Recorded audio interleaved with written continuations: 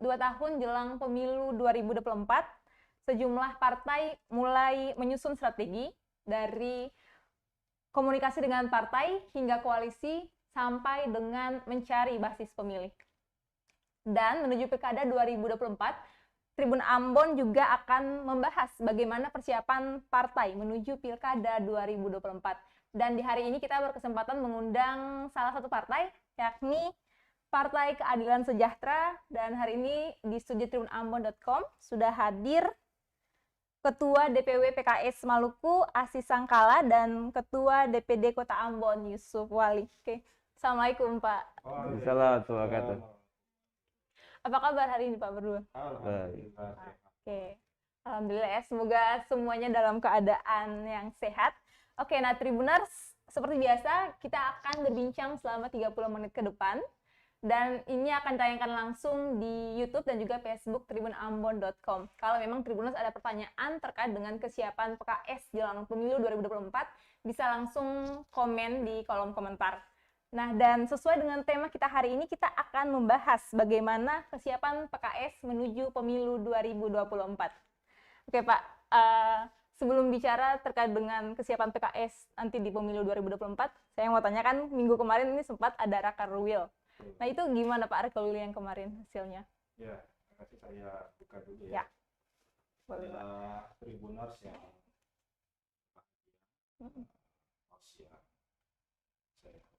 namanya siapa saya? Salma. Salma ya. Ya. Pak Yusuf Wali, Ketua DPD PKS Kota Ambon. Alhamdulillah baru saja kami menyelesaikan hari Minggu dan Senin kemarin rapat kerja wilayah Partai Keadilan Sejahtera Provinsi Maluku, dilanjutkan dengan agenda rapat kerja fraksi PKS DPD Provinsi Maluku dengan seluruh anggota Dewan se-Kabupaten dalam rangka menyusun program kerja tahun di tahun 2020 ini untuk memastikan kesiapan kami menghadapi pemilu 2024. Karena waktu kita tinggal 2 tahun ya, tanggal 14 Februari kemarin ke 14 Februari 2024 itu tinggal 2 tahun penuh. Begitu kami sudah harus memastikan program-program kerja kami terimplementasi dengan baik di lapangan menuju kemenangan di 2024. Oke, jadi program kerja apa saja yang kemarin sudah berhasil dirumuskan, Pak? Iya, alhamdulillah program kerja kita dengan di bawah sorotan tema besar, ya, tema nasional semangat transformasi dan kolaborasi. Yang pertama, kami ingin memastikan bahwa partai kita ini di era pandemi ini tetap bisa survive di tengah modernisasi dan era digitalisasi sekarang. Jadi kita sudah harus bertransformasi. Program kerja unggulannya yang sudah kita putuskan dan itu juga merupakan program kerja nasional adalah digitalisasi, mulai dari digitalisasi keanggotaan. Kita membuka siapa saja anak muda, ya, milenial, ibu-ibu yang mau bergabung dengan PKS sekarang tidak harus manual, bisa lewat online, ya. Bisa langsung lewat HP langsung HP aja duduk gabung dengan PKS, daftar di websitenya dan kita proses keanggotaannya. Dia bisa punya KTA juga lewat elektrik, ya. Jadi KTA kita siapkan. Jadi KTA dibawa ke HP kemanapun, ya, saya anggota, ya. Kemudian ada kita juga mengembangkan semangat literasi anak muda, literasi pengurus, literasi kader dengan e-perpus. Jadi semua literatur-literatur resmi kepartaian dalam modul-modul kaderisasi kita yang ada mencakup 5 aspek itu, yaitu keagamaan, kebangsaan, kepemimpinan, kewirausahaan, dan kemasyarakatan itu kita siapkan literasinya lewat e-perpus. Lalu ada kita lagi proses pencalonan anggota legislatif sekarang ini lagi berproses. Publik juga bisa mengakses, mengusul, semua kader bisa ikut mengusul lewat program EBCAD. Jadi lewat elektrik juga mereka kelompok diskusi, kita pengen ngusulin si ini, kamu pengen ngusulin tokoh ini, Bisa langsung bisa lewat HP. langsung. Anak zaman canggih kan, nggak boleh lagi partai-partai kerja manual. Kita kemudian yang terakhir juga yang bagi yang mau menyumbang buat perjuangan partai, kan anak-anak muda daripada yang mungkin dia bisa propos 1-2 batang, mungkin saya nyumbang ke PKS, kan bisa lewat iuran, dia bisa menyumbang akses gitu untuk perjuangan. Jadi itu untuk transformasi kita lakukan, dan kita juga semangat kolaborasi.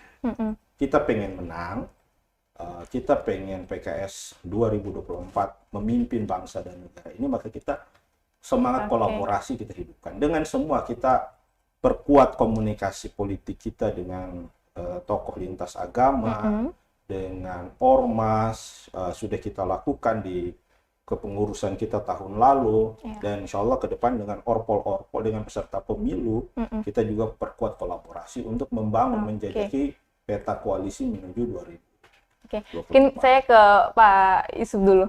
Kalau Pak, dengan kemarin dari Rakerwil sudah ada digitalisasi. Kalau Pak sendiri di DPD gimana? Dengan adanya semua yang bisa diakses di HP, itu rasanya gimana sekarang, Pak? Iya, terima kasih. Halo Tribuners, Ketua Wilayah yang saya hormati, Ibu Ama. Kalau kita di Kota Ambon sebenarnya, karena ini daerah pusat ibu kota provinsi, sudah cukup lama kita menggunakan digitalisasi di Humas DPD PKS Kota Ambon. Dengan adanya himbauan dari DPP dengan tema besar transformasi digital, sebenarnya ini membuat peluang besar bagi kita dalam mentransformasi proses pemilu 2024 lewat digital. Jadi hari ini konten-konten YouTube kita hidupkan semuanya, setiap acara partai. Dan kita lagi berusaha bagaimana peningkatan subscriber bagi konten kita sendiri di PKS Kota Ambon. Karena ini target kita untuk bagaimana mendapat dukungan dari para pemuda milenial yang hari ini anak-anak kecil pun semua menggunakan HP yang berbasis digital. Dan kita kembangkan sebenarnya yang paling penting adalah literasi. Ada hal-hal kecil di Ambon yang harus kita berpihak kepada masyarakat, apakah terkait dengan hari ini masalah sampah, masalah pasar yang hari ini terjadi di Kota Ambon. Semua kita hidupkan lagi lewat digitalisasi, dan yang paling penting semua infrastruktur kita betul-betul persiapkan, pengurus-pengurus di kecamatan dan ranting, dan semuanya kita arahkan untuk betul-betul menghidupkan digitalisasi. Jadi memang karena sekarang memang zamannya digital, semua pakai HP ya, semua ya pasti bisa diakses di sini. Nah ini kalau tadi kita sudah bicara soal program-program ini, kita kembali dulu ke tema, karena memang untuk bicara program-program yang kemarin mungkin butuh waktu yang sangat panjang. Kemarin PKS saja 2 hari, kalau di sini berarti bisa lebih dari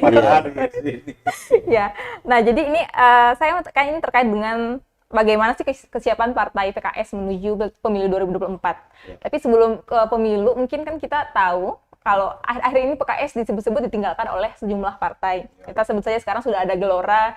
Gelora ini dari partai PKS, kemudian mereka lepas dari PKS dengan beberapa kader. Di Maluku juga. Itu mereka membentuk partai sendiri lagi. Kalau PKS sendiri gimana? Apa terobosan yang dilakukan setelah ditinggalkan oleh kader-kader PKS ini? Jadi memang kita ini gen kita ini, DNA kita ini DNA kerja. Jadi kita tidak terlalu mengambil perhatian terhadap apa saja yang kemudian menghambat kerja kita. Jadi kita fokus saja kerja, ya. Ada yang keluar, kita fokus meningkatkan rekrutmen kaderisasi kita, kan? Dan alhamdulillah capaian kami di tahun 2021 yang lalu, hasil evaluasi, kita mampu merekrut anggota baru yang berkartu tanda anggota PKS itu 9.560 orang. Dan di Maluku, dan sebagian besar generasi milenial. Kan yang meninggalkan cuma 1-2 kan? Tapi yang masuk banyak. Jadi ya sudahlah, kita memang karena fokus kita kerja, itulah kita lakukan. Dan juga bukan hanya itu, kami berhasil melakukan proses kaderisasi untuk meningkatkan kapasitas keanggotaan kami. Jadi bukan hanya yang mau bergabung, tapi kita kader benar. Yang di dalam juga. Ya, yang di dalam, dan kemudian kapasitas kekaderannya meningkat. Ya, jenjang keanggotaannya makin baik, pemahaman politiknya makin mendalam, pemahaman kebangsaannya makin bagus, ya, dan juga pemahaman bagaimana menangkan PKS di 2024 juga makin baik. Jadi kami fokus dengan itu, dan bukan hanya itu, kita sekarang memang lagi bekerja untuk mempersiapkan calon anggota legislatif kami, ya, yang akan kemudian ikut dalam kontestasi pemilu, dan yang lebih penting yang kemarin kami konsolidasikan adalah yang sudah menjadi anggota dewan, agar meningkatkan kinerja pelayanannya kepada masyarakat, terutama masyarakat desa, ya, menjadi basis utama kita. Ayo kita berbuat di desa, ya. Ayo kita bekerja melayani masyarakat desa agar kepercayaan kepada PKS itu makin meningkat di pemilu 2024. Makanya kami sudah mencanangkan untuk setiap pejabat publik PKS wajib berbasis di desa dan berbuat di desa untuk kepentingan pemilu 2024 nanti. Jadi kalau memang ada kader yang tidak ini otomatis kami doakan aja lah, mudah-mudahan mereka sukses di medan perjuangan yang baru, dan kami fokus di sini untuk terus membesarkan PKS. Oke, kalau tadi di Maluku ada 9.560. 1.560 Kalau di anggota Ambon sendiri baru. berapa anggota baru yang masuk? Kemarin kita 1.154. Memang banyak ya, ini cuma 1-2 yang keluar dan yang majunya malah ribuan. Ini berarti artinya PKS tidak khawatir sama sekali kalau tidak akan terisolisir gitu. Ya, tidak khawatir ditinggal ya. Nah, tadi di awal ini kan tadi Pak Asis sudah sebutkan ini kita partai PKS sudah mulai melakukan kolaborasi dengan partai dengan ormas-ormas ormas tadi. Lalu kemudian nih Pak, dari apakah kalau sekarang sudah dengan ormas tadi, selanjutnya dengan partai kapan partai nanti? politik. Ya, kita sudah menjadwalkan dan di beberapa kabupaten kota mereka bahkan sudah mendahului membangun silaturahmi dengan parpol-parpol. Namun kami di Maluku karena memang fokus kami yang pertama di tahun kemarin ke ormas, kemudian organisasi lintas keagamaan, MUI, ke Sinode GPM, ke Al-Fatah, ke Uskupan, ya. Tahun ini kita akan fokus ke partai-partai untuk kemudian membangun kesepahaman agar kemudian kita harapkan pemilu 2004 iklim kompetitifnya lebih demokratis, kan?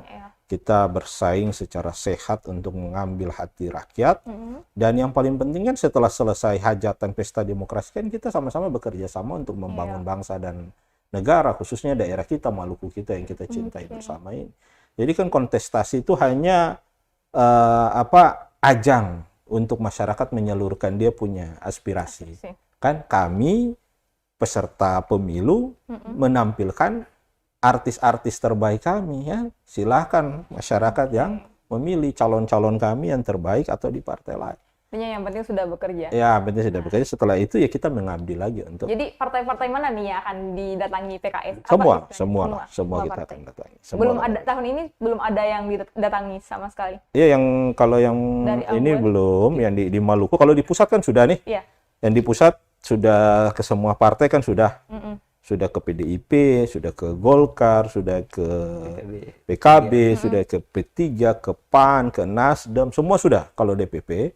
Nah, cuman kami di Maluku, insya Allah tahun ini kami akan mungkin teman-teman di kota sudah. Iya. Kalau di kota gimana? Kemarin kita dalam proses pemenangan, satu hal yang diamanatkan ke Kota Ambon yaitu terkait dengan bakal calon dini, sehingga kerja kita merekrut masyarakat yang akan menjadi calon dini di PKS, karena rencananya bulan Maret itu akan ditetapkan nama-nama itu. Jadi ada jangka waktu 2 tahun bagi semua calon di PKS untuk bekerja proses pemenangan di 2024. Proses pencalonan itu kemarin kita mendatangi AMGPM Kota Ambon, karena kita di Ambon PKS pernah 4 kursi tahun 2004. Hari ini kita 2 kursi. Kita ingin kembalikan sebenarnya 4 kursi dari 4 dapil yang ada di Kota Ambon. Jadi kita ke AMGPM, kita meminta kepada kader-kader AMGPM terbaik untuk bisa mencalonkan mereka di PKS, karena hari ini lewat kelonggaran yang dibuat oleh pusat bahwa perekrutan kader baru masyarakat pendukung PKS bisa dikatakan sebagai anggota pendukung atau anggota partai, sehingga itu memudahkan kerja kita bahwa PKS ini adalah partai terbuka yang bisa mencalonkan siapa saja Jadi anak bangsa. Sudah tidak berbasis Islam lagi, sudah mulai mencari memang nasional.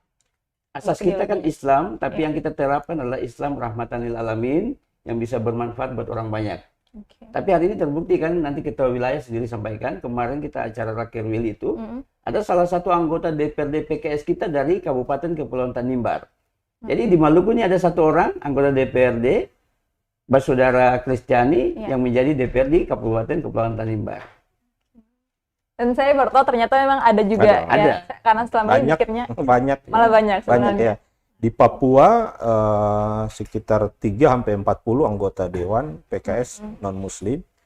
Di Maluku ada, dan sebenarnya ini kami sudah lama, cuman memang tidak terpublikasi luas ya, karena di masyarakat kita ya sudah sangat nyaman dengan PKS, dan PKS juga sangat terbuka itu untuk siapa saja. Berarti ini memang untuk saya tanya lagi nih. Itu termasuk, kalau tadi kan target kursi kembali, makanya sudah mulai. Tadi saya pikir ormas itu ya berarti ormas Islam saja. Ternyata memang ada juga, malah dari AMGPM juga ternyata ya. Oke, ini dan beberapa kali kita ketemu kontinu. Bukan cuma sekali. Karena ternyata kita memberikan pemahaman. Misalnya teman-teman AMGPM menginginkan mereka mencalonkan diri dari partai-partai nasionalis di Kota Ambon. Misalnya Dapil 1 daerah Silimau, Kecamatan Silimau dan Timur Selatan. Tapi di situ kita berdiskusi. Misalnya dari partai nasionalis 1 tidak mungkin 2 kursi dikirim ke belakang soya. Ya kan? Jadi saya sampaikan, kita semua dari partai yang berbeda, tapi nanti kita ketemu berjuang bersama-sama dengan satu tujuan yang sama, yaitu bermanfaat buat masyarakat. Karena faktor untuk masyarakat, bekerja bermanfaat buat masyarakat, itulah yang sebenarnya kita sevisi antara PKS dan masyarakat yang lain. Ya, kalau tadi sudah mulai terbuka dengan ideologi lainnya, agama lainnya. Nah, ini kalau dengan partai, kan partai memang baru mulai tahun ini, nanti kan akan mulai baru jalan silaturahmi mulai tahun ini. Nah, yang saya tanyakan sini kan 2024 tinggal 2 tahun lagi, ini bakal ada calon gubernur, ada calon wali kota. Kira-kira dari PKS sendiri nih, mana kira-kira yang partai mana yang akan gandeng untuk membentuk koalisi? Betul, tentu kita sepakat bahwa untuk kontestasi baik nasional, pilpres, ataupun pilkada untuk gubernur maupun wali kota dan bupati, pasti kita harus membangun koalisi. Kita nggak bisa jalan sendiri. Untuk itu kami, karena prosesnya masih sangat awal, masih sangat cair, kita berkomunikasi dengan semua pihak. Berkomunikasi dengan semua calon, dan kami juga punya kader-kader yang mempersiapkan diri juga untuk ikut kontestasi ya. Sehingga diharapkan dengan waktu yang masih panjang ini, komunikasi yang masih awal bisa kita lakukan ini akan terbentuk peta koalisinya gitu. Sehingga kita mengalir dengan semua kandidat, dengan semua calon, termasuk juga di PKS ada kader-kader juga yang memang mumpuni untuk memimpin di daerah kita masing-masing. Kita menjajaki semua kemungkinan-kemungkinan koalisi. Jadi silaturahmi itulah yang kemudian ini. Walaupun secara personal kita udah ketemu-ketemu, ya kita udah ngopi-ngopi, udah diskusi-diskusi, tapi ini kan ya yang formal-formalan aja lah, partai lah, biar dilihat oleh publik bahwa kita ini sedang formal melakukan, tapi informal sudah. Tapi kalau dengan Gerindra, gimana Gerindra? Kan kalau kita mau lihat di tahun 2019 itu ada kan PKS dengan Gerindra mendukung Prabowo jadi itu gimana sekarang? Dengan Gerindra, alhamdulillah komunikasi kita tetap baik. Walaupun sekarang Gerindra sudah masuk ke dalam pemerintahan, di pusat juga dengan Pak Prabowo, di DPP juga masih sangat baik, sangat mesra. Kami di wilayah sini juga dengan Pak Hendrik sangat baik, sangat mesra, dan dengan partai-partai lain juga sama ya. Memang peta koalisi ini karena sangat cair, sehingga yang kita bangun ya pertemanan lah ya. Kita bangun pertemanan ya, kawan ya, bro, yang bisa saja nanti kita sejalan dalam keputusan politik, bisa saja tidak sejalan, kan? Tidak sejalan pun ya kita tetap teman, gitu kan? Sehingga ketika kita selesai dalam kontestasi politik, kita kembali dalam forum-forum pengabdian tetap menjalankan semangat hidup orang Basudara itu tetap terjaga gitu. Jadi tetaplah kita di Gerindra tetap. Bagaimana silaturahmi itu kan memang ininya PKS. Ya, betul. Oke, nah mungkin sebelum lanjut ya untuk Tribuners, kalau memang ada yang mau ditanyakan nih ke Pak Asis dan juga Pak Yusuf, atau mungkin mau tanya-tanya ya soal mau ikut jadi kader PKS ya? Ya, boleh jadi langsung calon ya, legislatif juga boleh. Oke, ya boleh ya. Nah ini juga generasi milenial kita siapkan kuota khusus. Ya, jadi milenial yang menjadi caleg kita siapkan kuota khusus. Itu berapa kalau untuk milenial yang menjadi caleg? Untuk nasional itu 14% atau 15% wajib ada. Nah, itu masuk. Kuota jadi ini selanjutnya saya mau tanya nih, itu masuk di target? Iya, itu. Target PKS untuk milenial. Oke, jadi ada 15%? Iya, 15%. Jadi kalau calegnya itu 10, maka harus ada 2 milenial. Lumayan.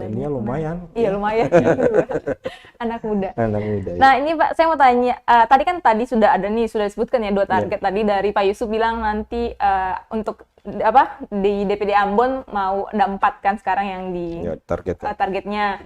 Lalu ada juga untuk milenial ada 15% yang kira-kira. Nah, apa target PKS lagi nih Pak di pemilu 2024 nanti? Iya, jadi PKS alhamdulillah setelah melakukan musyawarah nasional terbaru memang hadir dengan semangat baru ya. Kita melakukan pergantian logo partai yang sekarang lebih milenial, warnanya orange ya. Lebih warna milenial banget ya, anak muda banget. Logonya juga kita perbaiki, Mars juga kita perbaiki, himne kita perbaiki yang memang lebih anak muda banget. Memang targetnya kita pengen menaikkan dukungan ya generasi muda milenial kepada PKS. Dan ya memang PKS ini dari dulu partainya anak muda, tapi sekarang anak mudanya udah mulai agak senior sedikit. Nah, anak muda yang benar-benar baru pemilih-pemilih pemula inilah yang kita sasar sehingga kita menguatkan program PKS Muda buat mereka. Jadi PKS Muda ini tempat di mana anak muda gabung yang PKS dan bisa mengembangkan kreativitas di bidang seni, olahraga dan lain sebagainya, bisa bergabung di situ. Lalu kita dorong juga kasih kesempatan mereka untuk mewakili komunitas mereka di legislatif dan itu yang menyebabkan kami memang meningkatkan target-target perolehan kursi dan suara kami dengan menggarap ya segmen generasi milenial ini. Memang kayaknya nih PKS sengaja ya, karena memang ada yang saya ulang ke awal tadi, ada yang memang pergi, memang sengaja mau ambil anak-anak muda. Nah, nah Pak, ini kalau tadi di Ambon butuh 4 kursi lagi kan nanti di pemilu 2024 di Ambon. Kalau di Maluku secara besar yang saya dengar gimana? Maluku kami mentargetkan setiap dapil terisi sehingga minimal 7 kursi. Kita kan punya 7 dapil. Sekarang kursi kami 5. Kami ingin mengembalikan 1 kursi dapil buruh yang sebelumnya kami punya wakil di situ tapi pemilu kemarin hilang. Dan kita sedang mengupayakan secara maksimal agar dapil Maluku Tenggara Barat dan Maluku Barat Daya akan ada wakil PKS dari sana. Ya, kalau ada dari dapil sana keluarga kami ya dari non Muslim baik Protestan maupun Katolik, kami lebih punya warna lagi di provinsi ya, hingga warna kami lebih. Tapi kalau soal untuk target-target nih 4 di Ambon, 1 tambah lagi di Buru dan yang Maluku Barat Daya tadi itu sudah ada calonnya? Sudah, calon-calon sudah. Mungkin bisa di-spill namanya? Enggak lah, calon ini masih rahasia. Oke, masih rahasia. Oke. Nah ini kalau untuk tadi sudah untuk di Maluku, dengar-dengar juga ada nanti kan di Senayan PKS punya satu. Kita punya satu, Ibu Saadiah. Kan? Dan kita menambah lagi kekuatan calon-calon yang ya lebih kuat lagi untuk kemudian iklim kompetisi di internal kami semakin ketat untuk perebutan kursi DPR RI yang memastikan kemudian posisi kami di pemilu 2024 nanti lebih stabil. Kemarin kan kami keluar dengan finish di urutan ketiga dari 4 peserta.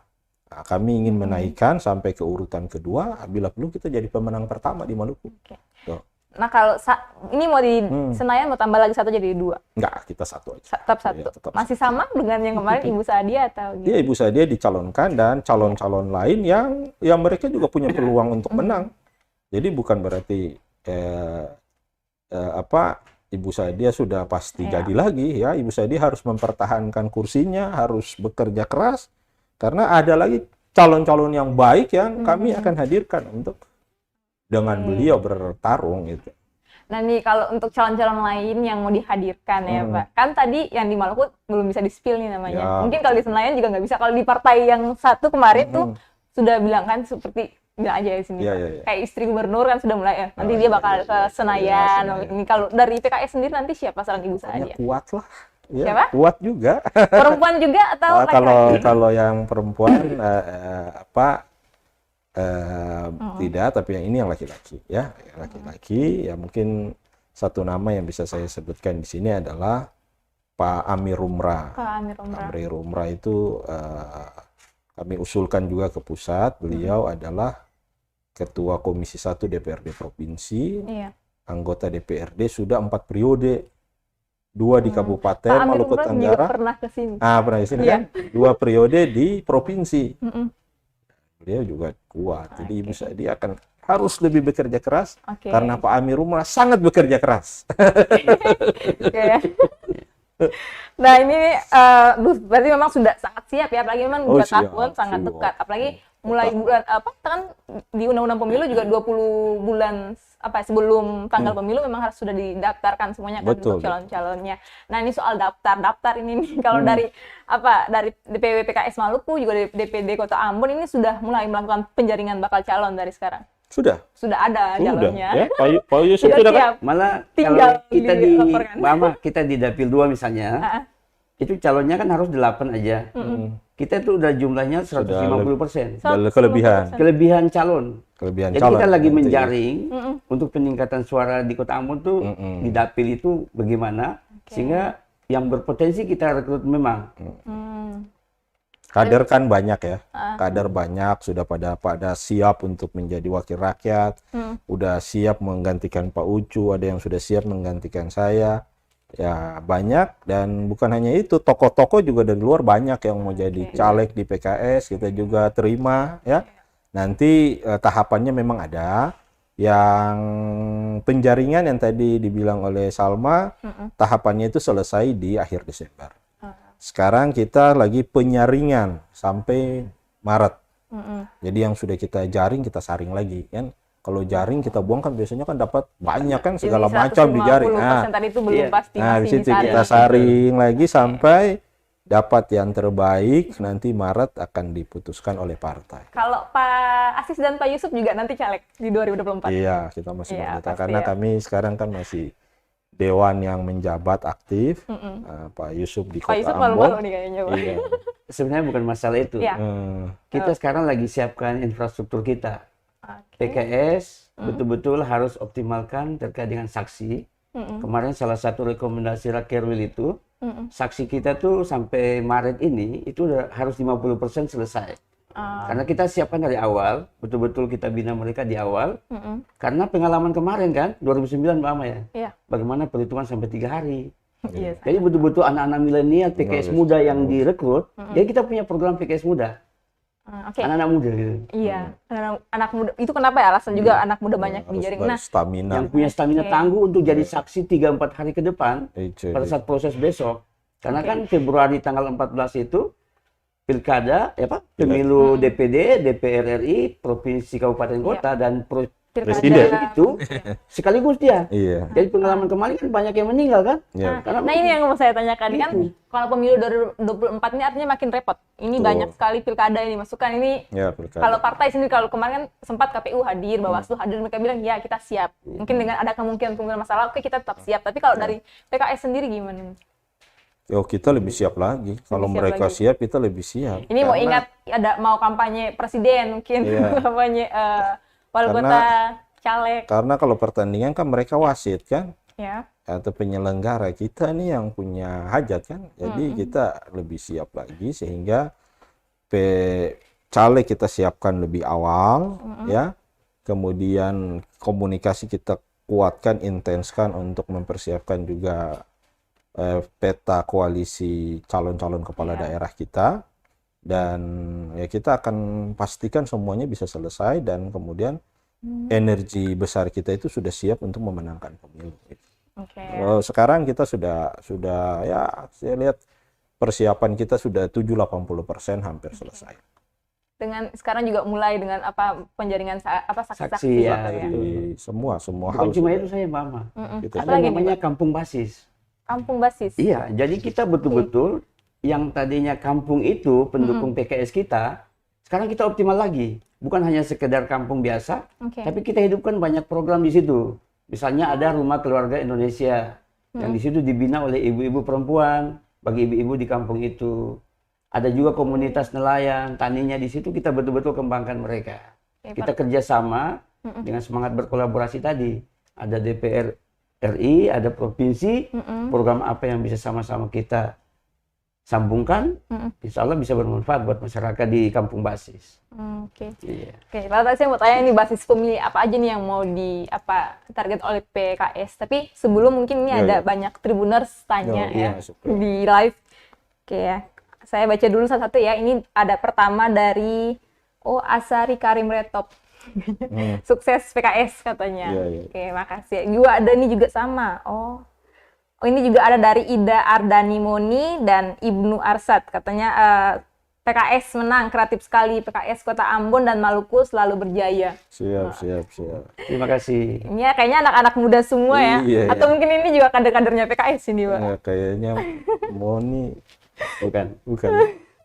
Itu jangan dia udah kader, cuman kita nggak tahu karena banyak ribu lebih yang baru ini kan. Oke. Nah, mungkin kalau Tribuners kalau ada mau ditanyakan lagi atau mau disampaikan bisa langsung di kolom komentar ya, biar nanti saya sampaikan langsung nih, mumpung Pak Asis dan juga Pak Yusuf ada di sini. Oke. Nah, ini soal tadi nih Pak, basis pemilih. Tadi sudah bilang nelayan, kemudian itu memang nanti rencananya selain itu apakah nanti juga ada mau tingkatkan jumlah pemilih perempuan? Kalau di nasional kan katanya nanti mau diusahakan untuk tingkatkan jumlah pemilih perempuan tuh 30%. Betul. Jadi kuota caleg perempuan dalam undang-undang kan 30%. Kita penuhi bahkan lebih. Bahkan di PKS kita bukan hanya mencalekkan, tapi membuat perempuan itu jadi anggota legislatif. Contohnya Ibu Sadia di DPR RI kan. Itu sudah kontribusi besar PKS tuh untuk perempuan Maluku berkiprah secara nasional. Di provinsi kita punya 2 dari 5, jadi 40% kan.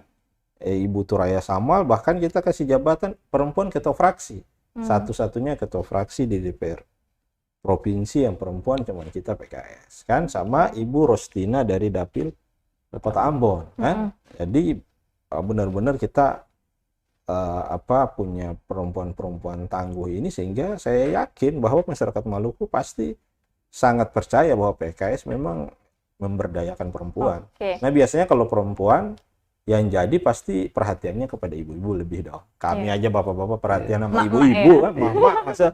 Karena sekarang memang yang paling berpengaruh tuh ya kalau bukan milenial ya mak-mak. Nah, soal pemilih perempuan nih, bahkan kalau kita lihat di nasional, ini di prolegnas RUU TPKS, betul. Kan di RUU TPKS ini kan memang sudah dijadikan undang-undang prioritas, tapi kemudian PKS sendiri menolakkan untuk jangan disahkan, takutnya itu melegalkan zina. Nah, yang mau saya tanyakan, apakah PKS sendiri yakin nih pemilih perempuan meskipun dengan ada keterwakilan perempuan di legislatif tuh banyak, tapi apakah dengan keputusan kemarin tidak setuju dengan RUU TPKS, lalu pemilih perempuan tetap mau memilih PKS? Jadi intinya kita memang sama seperti semua anak bangsa lain, sangat menginginkan agar kekerasan seksual atau perempuan atau pelaku penyimpangan seksual di mana saja itu harus ditindak. Gitu. Nah, cuman kami juga tidak menginginkan agar undang-undang ini lahir untuk menjadi legitimasi bahwa kalau kemudian seks bebas yang tidak ada kekerasan seks itu berarti dia legal. Tidak harus begitu juga dong, ya. Kita kan ada istilahnya dalam tanda kutip sila pertama ketuhanan yang Maha Esa yang mengakui ajaran agama. Kemudian juga kita juga punya tata krama ketimuran, ya, yang kemudian masyarakat kita memang masih sangat tabu dengan hal-hal yang gitu. Artinya ada tanda kutip kan, kalau bahasa orang tua-tua kita dulu kan dibilang kumpul kebo misalnya, kan itu kan tabu kan. Di masyarakat timur kan enggak itu. Maksudnya juga jangan sampai itu kemudian tidak diedukasi ya, sehingga kita mendorong agar hal ini diatur bareng-bareng gitu satu kaligus. Namun memang ya sampai sekarang ya namanya politik demikian ya, suara terbanyak lah pemenang, demokrasi suara terbanyak pemenang.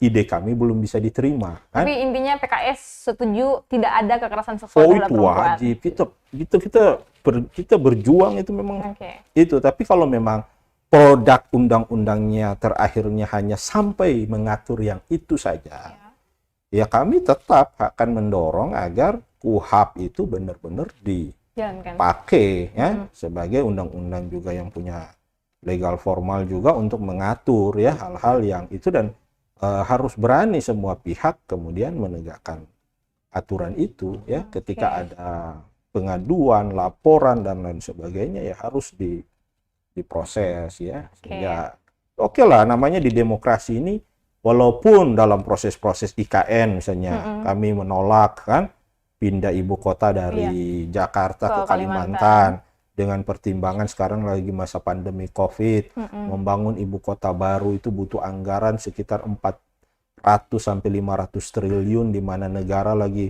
nggak punya duit di masa pandemi. Kenapa kita harus ini ke sana, lalu aset-aset negara yang ada di Jakarta akan dikuasai oleh swasta, diambil, dikontrakan ke pihak swasta. Itu menjadi pertimbangan-pertimbangan kami untuk tidak tepat kan. Tapi begitu sudah diputus, sudah jadi undang-undang, kami ini warga negara yang taat hukum. Kan? Kami warga negara taat hukum. Apa yang sudah menjadi keputusan bersama di DPR RI, walaupun kami tidak setuju, kami akan tetap ikut. Begitu juga undang-undang kemarin Ciptaker kan. Ya, kami juga menolak, dan kemudian Mahkamah Konstitusi menyatakan bahwa ya yang PKS bilang itu betul. Kan? Kamu harus perbaiki dulu nih Undang-Undang Cipta Kerja nih kan, dalam waktu berapa tuh, 6 bulan apa berapa tahun itu harus diperbaiki dulu. Tapi kan karena sudah sah, kita juga tetap taat sebagai sebuah undang-undang. Kan? Karena kami kan punya fungsi di DPR RI itu mengawal jalannya pemerintahan dalam menjalankan undang-undang. Jadi yang kita kontrol presidennya atau menteri-menterinya itu taat atau tidak terhadap menjalankan undang-undang. Undang-undang itu yang sudah diputus di DPR. Oke, kalau Pak Ucuy sendiri juga gimana? Setuju dengan Pak Asis ya? Iya. Kalau Mama dan Tribuners, Kota Ambon sangat sadar betul sebenarnya bahwa pemilih terbanyak di Kota Ambon itu perempuan. Sehingga sampai hari ini kita di DPD PKS selalu berterima kasih buat perempuan atas dukungannya kepada PKS. Karena hari ini rasa terima kasih kita selalu bertemu dengan mereka bukan hanya sekedar temu biasa, tapi ada beberapa program yang memang kita buat dengan mereka. Apakah dengan ibu-ibu majelis taklimnya atau dengan anak mudanya. Misalnya kemarin kita DPD PKS Kota Ambon itu sosialisasi stunting atau kekerdilan anak itu yang kurang gizi, kita kerjasama dengan salah satu universitas di Kota Ambon, dan kita sama-sama bekerja untuk stunting itu. Dan Ambon ini untuk ibu-ibu gampang sekali kita ketemu. Kalau bapak-bapak hari ini kita bicara politik susah. Nanti mau dekat hari pemilunya baru gampang kan? Dan ibu-ibu lebih berkomitmen katanya. Jadi kita berterima kasih sekali kalau di Ambon kepada ibu-ibu. Bukan memang lebih ya, tapi dukungan ibu-ibu kayak kita di PKS Kota Ambon tuh cukup luar biasa. Ya, jadi memang ini saya tanya ya Pak, karena memang kemarin kita juga sempat nih bicara soal ini dan banyak sekali ada Tribuners kita juga mau tahu kenapa PKS nggak mau ya. Nah jadi intinya memang ya, jadi intinya tetap optimis kalau pemilih perempuan tetap banyak ya, apalagi emak-emak kan. Memang ya kalau mau dilihat-lihat juga memang ada di nasional juga paling banyak memang emak-emak yang sangat pro sekali ya ke PKS ya. Oke, apa mungkin ini terkait dengan ini kan sudah basis pemilih ini sudah diperluas nih, mulai dari perempuan, milenial, dan sebagainya. Lalu nanti gimana nih strategi politik PKS dalam memperluas basis ini? Yang pertama, kaderisasi kami tingkatkan. Target kami merekrut sampai 50.000 anggota baru. Ya, dan tahun depan kami akan lebih mengencangkan lagi rekrutmen kader anggota baru kami. Yang kedua, tadi kami sudah sampaikan bahwa kami sudah mewajibkan semua pejabat publik PKS untuk melayani dari desa, melayani dari kampung, dan optimal dalam pelayanan mereka menggunakan semua program-program yang ada di Dewan, di pemerintah untuk kemudian melayani masyarakat. Kan di kampung ini kan banyak nelayan, banyak petani, kan, lalu pemuda juga. Di semua kampung, di semua desa ada, ibu-ibu apalagi kan. Jadi dikuatkan basis-basis pelayanan kita kepada mereka, khidmat kita kepada mereka kita kuatkan. Dan yang paling terakhir adalah kita terus menjaga kepercayaan mereka. Artinya agar kita masih bisa menang dari pemilu akan datang, maka apa yang sudah mereka berikan sebagai sebuah kepercayaan ini harus kita jaga. Kan Allah bilang adalah Al-Quran, la in syakartum la azidannakum. Kalau kamu bersyukur, nikmatnya kan ditambah. Nah itu kan, kita mensyukuri nih, yang kita sudah dapat kemarin 2 kursi kita syukuri, Kota Ambon yang 5 kursi di provinsi kami syukuri, ya bentuk syukur ya. Kemudian ya kita berbuatlah kepada mereka. Nah, insya Allah pasti akan ditambah. Kalau Pak Ucu gimana? Kalau Kota Ambon Mbak Ama gini, sebelum masuk ke situ, pemilih perempuan itu bagi saya adalah tadinya mereka ini kita kategori sebagai pemilih tradisional. Tetapi setelah kita bekerja sama, mereka ini lebih rasional.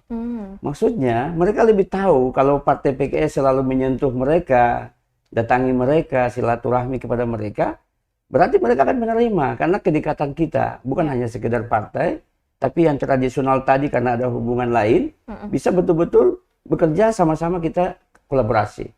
Terkait dengan ekspansi kita pemenangan, Mama, kita di Ambon ini punya 192 kader yang kalau kita kategori kader dari partai PKS itu kader pelopor, ini militansinya yang cukup tinggi.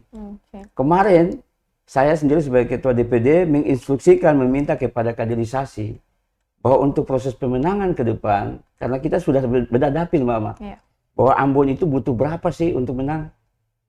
Sampai DPP kita datangkan oleh wilayah di Ambon, betul-betul karena kita serius ingin menang. Jadi ekspansi anak muda yang harus kita rekrut, ibu-ibu yang harus betul-betul kita rekrut. Apalagi kita turun ke bawah di masyarakat, kita tahu pasti apa kebutuhan mereka yang bisa kita usahakan sama-sama. Kita kolaborasi, bekerja sama. Jadi 192 kader di Kota Ambon kita berikan tanggung jawab masing-masing. Proses sampai 2024. Orang kader itu harus punya tanggung jawab yang betul-betul harus ditunjukkan. Jangan sampai terlambat sampai di tanggal 14 Februari itu baru kita nyesal. Karena memang intinya PKS memang target menang di pemilu 2024. Menang, jangan lagi runner up lah, menang deh. Menang. Harus nomor 1. Ya, harus nomor 1. Nah ini ya Pak, jadi memang itu sudah target, ini sudah dekat sekali memang. Sekarang partai memang sedang berlomba-lombanya kan. Kalau tadi sudah juga disampaikan oleh Pak Yusuf ke kader-kadernya yang kader prioritas tadi. Tapi saya mau tanya lagi sekali lagi nih, kalau untuk target perolehan suara di Ambon, di Buru, dan punya intinya di Maluku, apa yang mau disampaikan ke kader-kader? Yang kader lama maupun kader yang baru direkrut atau bahkan nanti calon kader? Ya, jadi kepada seluruh kader PKS, anggota PKS yang sudah bergabung, dan seluruh jajaran kepengurusan mulai dari tingkat provinsi, kabupaten, kota Ambon dan kota Tual, juga kecamatan, sampai ke desa-desa, sampai ke dusun-dusun, kampung-kampung yang terkecil, bahwa waktu kita tidak cukup 2 tahun lagi menghadapi pemilu. Untuk itu, ayo tingkatkan kesiapsiagaan kita, konsolidasi kita, dekatkan diri kita dengan masyarakat pemilik hak suara, berikan pelayanan sebaik-baiknya kepada mereka. Insya Allah mereka akan memberikan kepercayaannya kepada PKS untuk menjalankan amanah yang mereka titipkan di pemilu 14 April 2024. Oke, ya, itu untuk itu mungkin itu langsung ya termasuk ke Pak Yusuf juga. Oke, kalau Pak Yusuf gimana untuk ke kader-kader PKS? Kalau kita hari ini sebenarnya rasa terima kasih kita berikan buat masyarakat yang mereka adalah penentu demokrasi di Kota Ambon yang sampai hari ini terus mendukung PKS.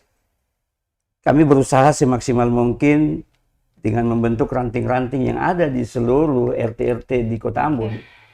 Karena target kami adalah target menang di pemilu 2024. Kami berterima kasih kepada seluruh pengurus ranting dan juga pengurus DPC di 5 kabupaten kota di kecamatan. Malah kita bikin DPC itu 125%. Karena ada 5 kecamatan, kita buatnya 6. Kita pecahkan betul, kita analisa betul supaya proses pemenangan kita bisa menyentuh masyarakat secara rinci. Gitu.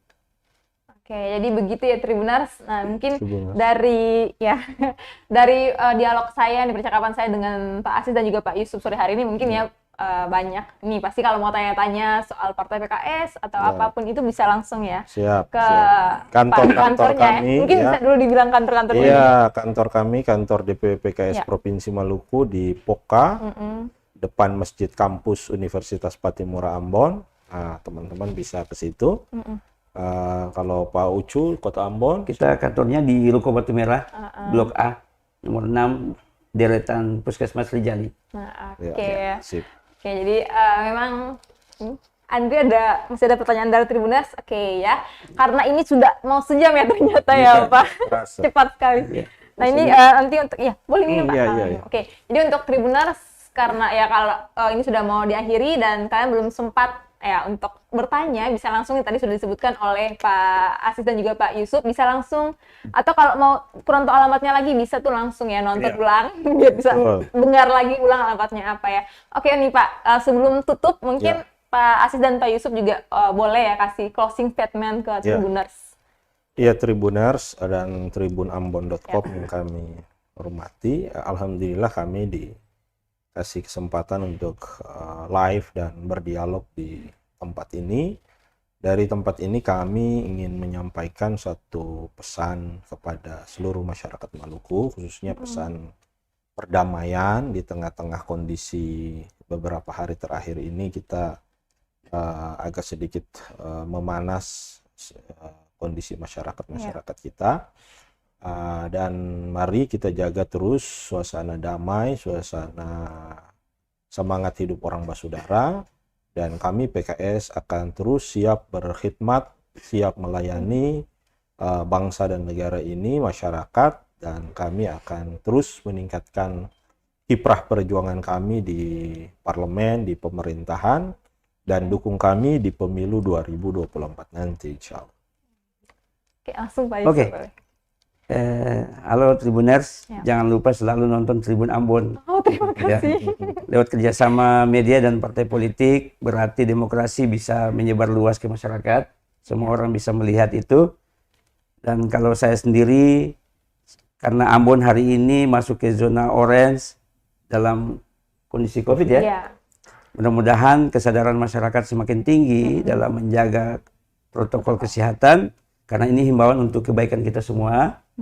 Dan juga untuk ke depan kami butuh doa dari masyarakat. Jikalau memang partai politik itu tidak pernah salah secara individu, jika saya sendiri selaku anggota DPR ataupun ketua DPD PKS Kota Ambon ada kesalahan, mungkin kita bisa saling berdialog, berdiskusi, kita bisa diundang datang ke masyarakat sehingga kita bisa dengar keluhan masyarakat, kita bisa saling dekat sehingga dalam silaturahmi tetap terjaga. Apalagi ke depan bulan Mei ini pimpinan daerah akan diganti, kita bisa menjaga keamanan juga di Ambon sampai proses pilkada di bulan November 2024. Terima kasih. Ya, jadi begitu Tribuners. Terima kasih ya Pak Asis, Pak Yusuf sudah bersedia nih hadir ya. Oke Tribuners, itu tadi ya kesiapan TKS menuju pemilu 2024, nanti tribunambon.com menuju Pilkada 2024 ini juga akan ada program khusus memang yang membahas soal pemilu 2024. Mungkin ada banyak partai-partai lagi yang diundang, mungkin lagi calon kita undang. Tapi memang kita ini bukan media kampanye bukannya, tapi memang kita mau ikut meramaikan demokrasi, jadi biar semua Tribuners juga bisa mengenal nih calon-calon pemimpinnya nanti. Gitu ya. Oke, terima kasih Tribuners sudah menyaksikan special interview hari ini bersama saya Salma Bikalohata. Terima kasih, assalamualaikum dan sampai jumpa, Mato. Terima kasih sudah nonton. Jangan lupa like, subscribe, dan share ya.